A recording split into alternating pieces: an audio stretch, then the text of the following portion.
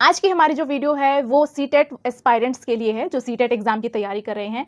जैसा कि आपको पता ही है, हमारा जो ये प्लेटफॉर्म है, यहाँ पर टीचिंग एग्जाम से रिलेटेड जितने भी एग्जाम्स होते हैं, जितने टेट्स होते हैं, उन सभी की यहाँ पर हम साथ मिलकर के तैयारी करते हैं। ठीक है, रिसेंटली अभी एस्टेट एग्जाम हुआ है, हमने बहुत अच्छे से लास्ट टाइम पर 10-12 दिन के अंदर बहुत ही अमेजिंग कंटेंट कवर किया।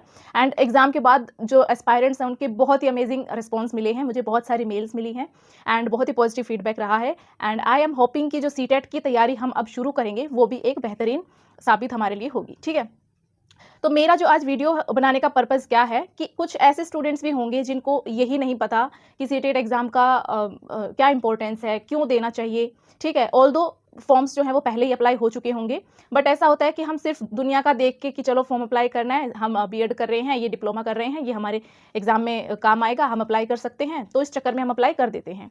बट येस, अगर आपने फॉर्म अप्लाई किया है तो थोड़ा सा सीरियसनेस के साथ चीज़ों को समझ लो, तैयारी कर लो, आपके आगे के जो फ्यूचर की जो अच्छी अपॉर्चुनिटीज़ हैं उसके रास्ते खुल जाएंगे। ठीक है, तो यस, जो कुछ लोग मेरे जैसे हैं जिनको नहीं पता था कि क्या एलिजिबिलिटी क्राइटेरिया होता है, क्या पेपर पैटर्न होता है, कौन से स्टूडेंट्स इसमें अपीयर हो सकते हैं, नहीं हो सकते हैं, ठीक है, क्या हमें अपीयर होना चाहिए था, हम तो अभी फर्स्ट ईयर में हैं, तो उन सभी चीज़ों को लेकर के एक पूरा इसको सीटेट को लेकर के हम यहाँ पर शुरुआत करने जा रहे हैं।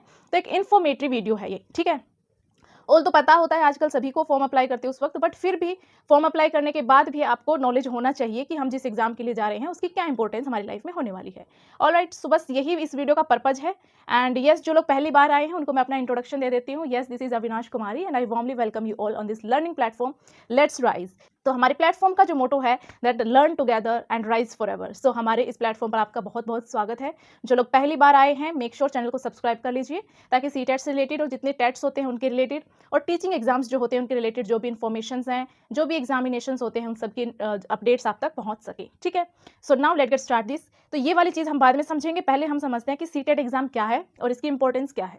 ठीक है, तो सीटेट एग्जाम जो है वो सेंट्रल टीचर एलिजिबिलिटी टेस्ट होता है, ये इसका फुल फॉर्म है। ठीक है, तो यानी कि जो सेंट्रल गवर्नमेंट की जितनी भी टीचिंग एग्जाम से रिलेटेड पोस्ट आती हैं उनमें बैठने के लिए ये एक एलिजिबिलिटी टेस्ट होता है। एलिजिबिलिटी टेस्ट मतलब ये कि आपको ये एग्जाम क्वालिफाई करना ही पड़ेगा।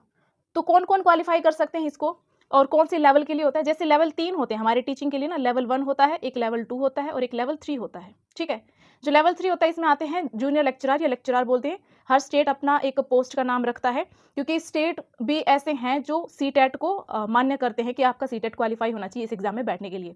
ऑल्दो अपना स्टेट का भी एग्जाम करवाते हैं, अपने स्टेट का भी टेट कंडक्ट करवाते हैं, बट बहुत से ऐसे स्टेट हैं जहाँ पर सीटेट भी मैंडेटरी होता है। ठीक है, तो लेवल 2 जो होता है वो बेसिकली 6th to 10th या 6th to 8th क्लास के बच्चों के लिए होता है। लेवल 2 जिसको हम बोलते हैं, जो कि टीजीटी की पोस्ट होती है। ठीक है, लेवल 3 जो कि पीजीटी की पोस्ट होती है और लेवल 1 जो होती है वो हमारी पीआरटी की पोस्ट होती है, जिसमें हम प्राइमरी के बच्चों को पढ़ाते हैं क्लास 1 से लेकर क्लास 5 तक के। ठीक है, आया समझ? अब जो हमारा सीटेट है वो एग्जाम होता है इन 2 लेवल के लिए, लेवल 1 एंड लेवल 2, यानी कि फर्स्ट क्लास से लेकर 10th या 8th क्लास तक के बच्चों को पढ़ाने के लिए एग्जाम ये कंडक्ट होता है। तो ये अगर आपका क्वालिफाई हो जाता है तो आपको अपने आगे फ्यूचर जो भी वैकेंसीज आती हैं उनमें आप एलिजिबल हो जाते हो। ठीक है, तो इसका क्या पर्पज है? मैंडेटरी गेटवे हो गया है आज के टाइम पर सीटेट। आप किसी भी प्राइवेट, सरकारी का तो मैंने आपको बता दिया। ठीक है, अगर आप किसी आज के टाइम पे प्राइवेट टीचर में भी प्राइवेट स्कूल में भी जाते हो ना, तो भी वहाँ पर ये आपके एलिजिबिलिटी क्राइटेरिया में आता है कि आपका सीटेट क्वालिफाई होना चाहिए। ठीक है, और अगर करियर अपॉर्चुनिटीज़ की बात करूँ तो हमने अभी बात करी जो सेंट्रल गवर्नमेंट के जितने भी एग्जाम्स होते हैं, जैसे केंद्रीय विद्यालय का हो गया, नवोदय का हो गया, या दिल्ली के जो DSSB के एग्जाम्स होते हैं वो हो गए, और EMRS का हो गया। ठीक है, और इसके अलावा जैसे रेलवे भी कुछ टीचिंग की वैकेंसीज निकालता है, इसरो भी निकालता है। ठीक है, ऐसे बहुत सारी ऐसी कमिटीज़ हैं जो कि एग्जाम कंडक्ट करती हैं टीचर्स के लिए, एंड वहाँ पर आपका ये सीटेट जो है क्वालिफाई होना बहुत ज़रूरी है। तो मैंने क्वालिफाई वर्ड 2-3 बार बोल लिया है, तो आप समझ गए होंगे कि ये क्वालिफाइंग एग्जाम है। ठीक है, तो क्वालिफाइंग एग्जाम इसका क्या मतलब है? इसका मतलब ये है कि यहाँ पर देखो, ये देखो यहाँ पर कि ये क्वालिफाइंग एग्जाम है, मतलब कि आपका 150 नंबर का ये पेपर होता है। 150 आपके क्वेश्चन होते हैं, पेपर का पैटर्न जो है 150 क्वेश्चन आते हैं, 150 ही मिनट आपको मिलती हैं, और इसमें कोई नेगेटिव मार्किंग नहीं होती, क्योंकि ये क्वालिफाइंग एग्जाम होते हैं इसलिए इसमें नेगेटिव मार्किंग नहीं होती। राइट, अगर मैं जनरल कैटेगरी की बात करूँ, जनरल कैटेगरी की हम बात करें तो जनरल कैटेगरी में क्वालिफाइंग क्राइटेरिया है आपके 60% बनने चाहिए। किस में से? 150 में से। तो 150 में से 60% करेंगे तो 90 मार्क्स आपके बनते हैं, यानी कि आपको 150 में से अगर आप 90 नंबर ले आए तो आपका ये एग्जाम क्वालिफाई हो जाएगा।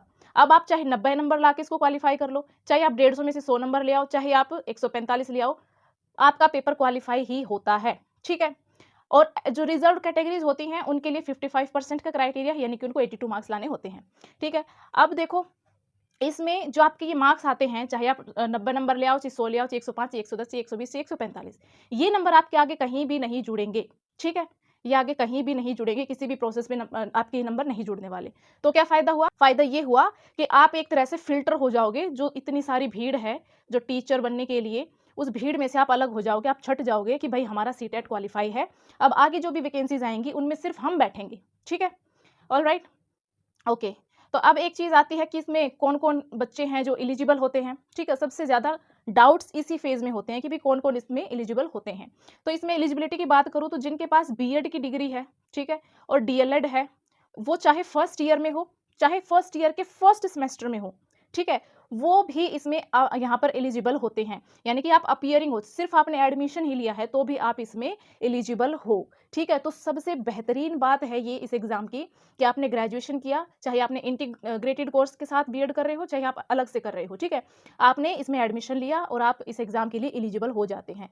तो क्यों ना इसको स्टार्टिंग में ही क्वालीफाई कर लिया जाए, ताकि आप जो हैं इस एग्ज़ाम से एटलीस्ट नचीत हो जाएँ कि भई हाँ, हमारा ये क्वालीफाई हो गया। अब आगे जो भी वैकेंसीज़ आ जाएँ, हम उसके लिए तैयार हैं, ठीक है? अब इसमें होते हैं 2 पेपर, लेवल मैंने बताए थे लेवल 1 और लेवल 2। अभी जो मैंने बात करी पेपर 1, पेपर 2, ये क्या है? जो हमने लेवल 1 और लेवल 2 की बात करी थी ना कि लेवल 1 के लिए होता है, लेवल 2 के लिए होता है। तो जो पेपर 1 होता है वो लेवल 1 के लिए होता है, यानी क्लास 1 टू 5 के लिए होता है। इसमें कौन-कौन सा डिप्लोमा चाहिए होता है? आपके पास डीएलएड हो, ठीक है? आपके पास बीटीसी का डिप्लोमा हो, आपके पास जेबीटी हो या डीएड हो। ये सारे यहाँ पर एलिजिबल हैं। बीएड वाले स्टूडेंट इसमें एलिजिबल नहीं होते हैं, ठीक है? ओके। पेपर 2 की बात करें तो पेपर 2 में कौन-कौन है? पेपर 2 में फिर जो भाई जिसको हटा दिया गया, यानी बीएड जिसको भगा दिया गया था, वो पेपर 2 यानी लेवल 2 के लिए एलिजिबल है यहाँ पर। इसमें क्या क्राइटेरिया होता है? आपका ग्रेजुएशन होना चाहिए और साथ में आपका डीएलएड हो सकता है, बीएड हो सकता है। ठीक है? ये इसका क्राइटेरिया होता है। ऑलराइट, सो ये हमारे हो गए। यहाँ पर हमें पता चल गया कि कौन-कौन एलिजिबल होते हैं। सबसे ज़्यादा डाउट इसी में होता है कि क्या हम अप्लाई कर सकते हैं, क्या हम अप्लाई कर सकते हैं? तो यस, 2026 का जो एग्ज़ाम है उसके लिए अप्लाई ऑलरेडी हो चुके हैं। सो यस, मैं थोड़ा-सा लेट वीडियो बना रही हूँ, बट इट्स ओके। अब भी कई स्टूडेंट्स होंगे जिनको नहीं पता, प्रॉपर गाइडेंस नहीं मिल पा रही है, राइट? ओके, अब देख लेते हैं हमारा पेपर पैटर्न हमने देख लिया। 150 नंबर हैं, 150 मिनट मिलेंगी, 150 ही क्वेश्चन है, 150 ही नंबर होंगे, नेगेटिव मार्किंग नहीं है। 90 नंबर हमें लाने होते हैं क्वालीफाई करने के लिए। अब हमारे सब्जेक्ट देख लेते हैं कि कौन से लेवल में कितने सब्जेक्ट आते हैं और क्या-क्या सब्जेक्ट आते हैं, ठीक है? तो यहाँ पर पेपर 1 यानी लेवल 1 की हम बात करें तो इसमें आता है सीडीपी। सीडीपी का मतलब होता है चाइल्ड डेवलपमेंट पेडागोजी, जो कि 30 नंबर की आती है, यानी कि 30 क्वेश्चन यहाँ पर इसके आते हैं। फिर आता है एक लैंग्वेज 1। लैंग्वेज 1 में क्या होता है हमारे पास? इंग्लिश होती है और हिंदी होती है, ठीक है? इंग्लिश और हिंदी में आपको चूज़ करना होता है कि आप किसको प्रेफ़रेंस दे रहे हैं लैंग्वेज 1 के अंदर, ठीक है? लैंग्वेज 2 में भी हमारे पास इंग्लिश और हिंदी होती है, इसमें हमें प्रेफ़रेंस पे रखना होता है कि हम लैंग्वेज 2 में किसको यहाँ पर रखते हैं। तो ये भी लैंग्वेज 1 जो हमारे 30 क्वेश्चन आएँगे 30 नंबर के, लैंग्वेज 2 भी हमारा 30 क्वेश्चन 30 नंबर। अब जो प्राइमरी के जो एस्पायरेंट्स हैं उनके लिए सब्जेक्ट आता है मैथ्स, जो कि 30 नंबर का होगा, और उसके साथ आता है ईवीएस जो कि 30 नंबर का होगा, ठीक है? तो ओवरऑल मिला के ये सारा हो गया हमारा 150 नंबर का 150 क्वेश्चन का पेपर, ठीक है?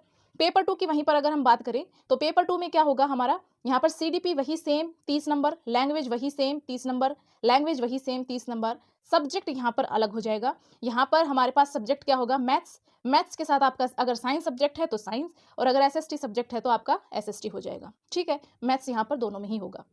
तो ये हमारा 60 नंबर का टोटल हो जाएगा, यानी 30 नंबर का मैथ, 30 नंबर का साइंस, और ये हमारा 150 नंबर का पेपर 2 यहाँ पर बन गया। तो ये हमारा ओवरऑल सारा जो है हमें पता चल गया है कौन-कौन से सब्जेक्ट हैं, क्या चीज़ें हैं, राइट? अब हमें एक चीज़ का ध्यान रखना है कि 15 नंबर का कंटेंट यानी कि जो पेडागोजी है वो हर सब्जेक्ट में आती है।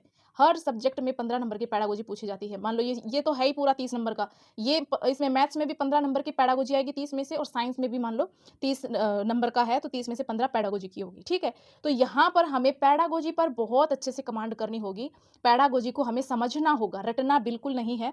जितनी आपकी अंडरस्टैंडिंग अच्छी होती जाएगी, उतनी आपकी कमांड सभी सब्जेक्ट की पेडागोजी पर होती जाएगी। कंटेंट वही रहेगा, बातों को समझने का तरीका होगा, जो आपको समझनी है, बातें पकड़नी है, ठीक है? वो सब याद करवाने की, समझाने की ज़िम्मेदारी मेरी है। आप अभी ये समझो कि बचे हुए 60 दिन इनफ है क्या? ठीक है? और हमें कैसे पढ़ना चाहिए और हमें बाद में लास्ट में करना क्या है एटलीस्ट। उससे पहले एक चीज़ समझो कि क्या फर्स्ट अटेम्प्ट में हम सीटेट क्वालीफाई कर सकते हैं? क्या हमारे लिए ये पॉसिबल है? तो मुझे बाकी लोगों का बिल्कुल नहीं पता, ठीक है? मैं अपने पर्सनल एक्सपीरियंस से आपको कह सकती हूँ कि जी हाँ, बिल्कुल ये पॉसिबल है। मैंने खुद अपना सीटेट फर्स्ट अटेम्प्ट में क्वालिफाई किया है। मुझे इससे पहले कुछ नहीं पता था, बस ये पता था सीटेट का एग्ज़ाम होता है। मुझे इसके सब्जेक्ट्स तक नहीं पता थे कि इसमें क्या सब्जेक्ट है, क्या पेपर का पैटर्न होता है। बट येस, मैंने भी अपना 2 से ढाई महीने के अंदर तैयारी करके ये एग्ज़ाम निकाला। जो अभी 2025 में एग्ज़ाम हुआ था, मैंने वही क्वालिफाई किया है, ठीक है? यस, तो मैं कह सकती हूँ कि यस, ये एग्ज़ाम हम आसानी से क्वालिफ़ाई कर सकते हैं। शर्त ये है कि हमें एक स्पेसिफ़िक टाइम देना होगा, जो चीज़ें मैं आपको कराऊँगी वो आप साथ में लग के कर लेना। क्लास में ही आपको सारी चीज़ें याद करवा दी जाएँगी, ठीक है? ओके, तो क्या हम 60 दिन में ये एग्ज़ाम क्लियर कर सकते हैं? 60 दिन तो बहुत है, मैं कह रही हूँ इनफ़ है। तो अभी 60 दिन ही क्यों? क्योंकि हमारे पास आज की तारीख जब मैंने ये वीडियो रिकॉर्ड किया है, उस तारीख से लेकर के जब आपका एग्ज़ाम जो कि 6 सितंबर को है, इस टाइम पीरियड में 2 महीने का टाइम हमारे पास है। और 2 महीने में फुल्ली डिटेल्ड कंटेंट हम यूट्यूब पर फ्री ऑफ कॉस्ट करने वाले हैं। मेरे साथ लग के आप तैयारी करिए, आपका 60 दिन में सब कुछ यूँ चुटकियों पर मैं आपको याद करवा दूँगी, ठीक है? ओके, तो यहाँ पर आपका माइंडसेट यस क्वालिफाइंग एग्जाम है। यहाँ पर आपको कोई भी देखो अपनी-अपनी इच्छा होती है और पर्सन टू पर्सन डिपेंड करता है कि आपका कितना बेहतरीन कमांड हो गया है, कितनी प्रैक्टिस हो गई है। कुछ लोग सिर्फ 92, 91, 92 नंबर ला करके भी अपना एग्जाम क्वालिफाई करके खुश हैं। कुछ लोगों को होता है कि भाई हमें तो 120 से ऊपर नंबर चाहिए, हमें तो रैंक लेके आनी है, हमें तो टॉपर बनना है या फिर हमें तो ज़्यादा से ज़्यादा नंबर लेके आने हैं, ठीक है? तो वो आपके माइंडसेट पर डिपेंड करता है कि आपको क्या करना है। ऑल्दो नंबर इसके कहीं भी नहीं जुड़ते हैं, बस आपका एक एक आपकी एक पहचान बन जाती है कि हमने सीटेट क्वालिफाई किया है और आप कहीं भी जाएँगे तो अपना दिखा सकते हैं, भई हमने इतना स्कोर किया है, ठीक है? ओके। अब देखते हैं हम हमारा लास्ट जो है कि हमें कैसे पढ़ना है, क्या 60 दिन इनफ़ है? येस, मैंने आपको बताया 60 दिन इनफ़ है। ये स्ट्रैटेजी आप मानो या ना मानो, इस पे कोई वो फ़र्क नहीं पड़ता, बट मैं आपको जो करवाऊँगी क्लासेज़ में और साथ-साथ जो चीज़ें बताती जाऊँ, उनको फ़ॉलो कर लेना, सब हो जाएगा। अब हमें कहाँ से पढ़ना है, क्या पढ़ना है? तो ये चीज़ देख लेते हैं। तो जो हम सब्जेक्ट की बात कर रहे थे, सब्जेक्ट के लिए हमें अपने जो बताया था मैंने पेपर 1 के लिए क्लास 3 टू 5 का जो हमारा ईवीएस है, मैथ्स है, वो पढ़ना होगा और क्लास 6 टू 8 के लिए जो पेपर 2 है, उसमें हमें जो हमारे सब्जेक्ट हैं वो एनसीईआरटी से पढ़ने होंगे। ठीक है? एनसीईआरटी को बेस रखो, उन चीज़ों को सिर्फ़ पढ़ना मतलब रीडिंग लगाना नहीं होता। पढ़ना मतलब होता है कि कॉन्सेप्ट्स को समझना कि यहाँ पर क्या चीज़ें समझी जा रही हैं। ठीक है? येस। नेक्स्ट है चैनल स्पेशल क्लासेस। तो हम किसी और चैनल की बात क्यों करेंगे भई जब हमारा चैनल है तो। ठीक है? तो इस चैनल पर आपको सीटेट की क्लासेस मिलेंगी। यहाँ पर आप अच्छे से डेली सीडीपी की क्लासेस कल से ही स्टार्ट हो जाएँगी। चाहे ये वीडियो आप बाद में देख रहे हो, चाहे आप एग्ज़ाम होने के बाद देख रहे हो, चाहे आप 2 साल बाद देख रहे हो, उसके बाद भी देख रहे हो। ठीक है? तो ये क्लासेस जो हैं हमारी कल से स्टार्ट हो रही हैं 2026 के लिए, जो 6 सितंबर को एग्ज़ाम होना है उसके लिए। डेली आपको सीडीपी की क्लास मिलेंगी और उसके साथ-साथ हम अपनी बाकी जो सब्जेक्ट्स हैं उनकी क्लासेस भी स्टार्ट कर देंगे। ऑलराइट? येस। और अगर हम सेल्फ स्टडी की बात करें तो भाई सेल्फ स्टडी के टूल्स यही हैं, जो पिछले सालों के क्वेश्चन पेपर्स हैं, एक बार उनको निकलवाओ या फिर आप लैपटॉप में या जिसमें भी कंफर्टेबल हो अपना पढ़ो। पेपर पैटर्न को समझो, क्वेश्चन को समझो, किस तरह के क्वेश्चंस फ्रेम हुए हैं। बीच में एक बार ऑनलाइन पेपर को कर दिया गया था, बट उसमें इतना अच्छा रिजल्ट नहीं मिल पाया। रिजल्ट इन द सेंस वो प्रोसेस इतना स्मूथ नहीं हो पाया, इसलिए बैक टू द ओएमआर वाला सिस्टम, ठीक है? तो अभी ऑफलाइन ही आपका पेन पेपर एग्ज़ाम होता है, जो कि ब मैं मानती हूँ बहुत अच्छा होता है, ठीक है? ओके, अब देखते हैं हम 2 महीने का स्मार्ट वर्क जो है कैसे करेंगे और इससे क्या होगा। 2 महीने की मेहनत आपके 30-40 साल आगे की जो करियर है, उसको सिक्योर कर देगा। क्यों? क्योंकि भई सीटेट एक बार क्वालीफाई करना होता है, लाइफ टाइम के लिए वैलिड होता है। लाइफ टाइम वैलिड हो गया तो आपकी जब भी वैकेंसीज़ आएँगी, आप उतनी बार अपना एलिजिबिलिटी क्राइटेरिया फुलफिल करते हुए उस एग्ज़ाम में बैठेंगे और अपना मेंस एग्ज़ाम देते जाएँगे, ठीक है? ओके, सो ये हमारा सारा पेपर 1, पेपर 2 सीटेट के बारे में पूरा इन्फॉर्मेशन वीडियो मैंने बना दिया है। जिनको कोई भी डाउट फिर भी बचा है तो मुझे कमेंट सेक्शन में आप कमेंट करके पूछ सकते हो। एंड यस, इसी के साथ हमारी आज की जो क्लास है, क्लास याद रहता है मुझे, आज की जो हमारी वीडियो है वो यहीं पर ख़त्म होती है। एंड अगर आप लास्ट तक पहुंच गए हो वीडियो देखते-देखते तो चैनल को सब्सक्राइब ज़रूर कर लेना। टेलीग्राम चैनल को ज़रूर से जॉइन कर लेना। वहाँ पर बहुत ही अमेजिंग आपको कंटेंट पीडीएफ्स की फॉर्म में या फिर जो भी चीज़ें आपके एग्ज़ाम के लिए इंपॉर्टेंट होती हैं, सब आपको फ्री ऑफ कॉस्ट वहाँ पर मिलता है।